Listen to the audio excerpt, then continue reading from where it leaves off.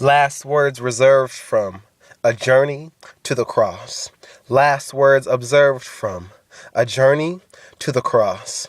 Last words are heard from this journey to the cross. Watch these last words emerge from the journey to the cross.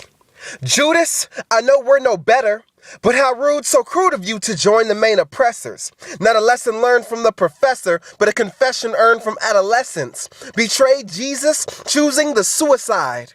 Backed into depression because one man's affliction is another man's addiction. So Jesus was beaten to the nth degree with Satan's rope, battered him until his skin was yoked, scattered him until the sin was broke. But what the Father knew, they didn't. Jesus was the yoke.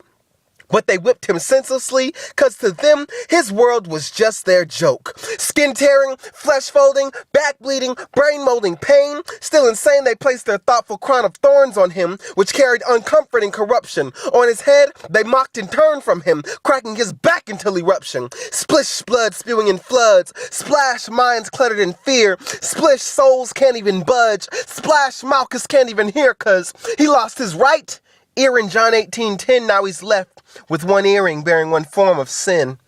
From within, Jesus was the paradise in which they gambled away. With men's frantic ambitions, hearts jump and scramble astray, cause his blood paved streets, Jesus. The earthly mind meets Jesus. Flogging his face beats Jesus. Off his feet onto his knees, Jesus burrows his toes in dirt to escape this inhumane pain. This place without the gentle breeze, his blood drips without restraint. Jesus was forced to mail the letter as he hung on to dear life. Just imagine death eating at your brain and telling you it's all right. It's all wrong cause one can't even fathom the full pressure of trains in the form of chains, gripping and melting off your wrists. They spit in your face, you face your form of pain on a list. Flogging, smacking, beating, thrashing, bruising, losing, blood from slashing. By now, your body and brain may feel as though they've been through. So I try to portray, though my writing can't even describe what he went through. Continue. You come out wearing a purple robe hearing, "Crucify, crucify." The devil whispers in your ear, my, it's time to die. Pilate pushes you to the priests and temple guards who can't decide. Though your body's extremely weak, take up your cross, it's time to die.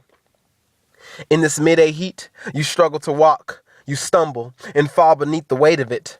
Simon says he was forced to help Jesus, so he gave up time, but Christ gave up his life and took the fate from this, and you arrive after the last whipping, skin-tearing, flesh-folding, black-bleeding, brain-molding pain, cracking back, splish, splash, right, left, his blood paved streets, Jesus. The earthly mind meets Jesus, flogging his face beats Jesus. Off his feet onto his knees, Jesus burrows, forced to trains, gripping, melting face, flogging, smacking, beating, thrashing, bruising, losing, blood from slashing. The journey may have seemed long, though it has yet to start. You brace yourself at Skull Hill, for what's about to happen is bitter and tart. Still, you taste it. They push you on your face as the cross shatters your splintered back, and flip you with disgrace, grabbing your arms, not even a hair on your body holds on to relax. Everything leaves as they rip you into place, pulling your hands, engraving their 9-inch nails on you. The high rulers throw dice on your garments as they release their form of hell on you. The nails hammered in slowly. You cringe, biting the remains of your teeth. Scars stretching from Nazareth to Damascus. You can't hear words from above, blocking out those from beneath. When they finally raise you up, your whole view is red darkness. You hang on with broken flesh. Your bones are frail, so stale that breadcrumbs could break them. Just then, lies and bacteria seep in. You're not the Son of Man, and you won't ascend to heaven, the snake hissed. But Jesus knew himself and knew the enemy's bullet loaded with 9/11 would pass by had simply just missed. What were these people thinking? What did they plan to pursue? Luke 23:34, Father, forgive them, for they know not what they do. In this, we couldn't even imagine complete separation from the Father. As Jesus endured 3 hours of darkness, he still went farther.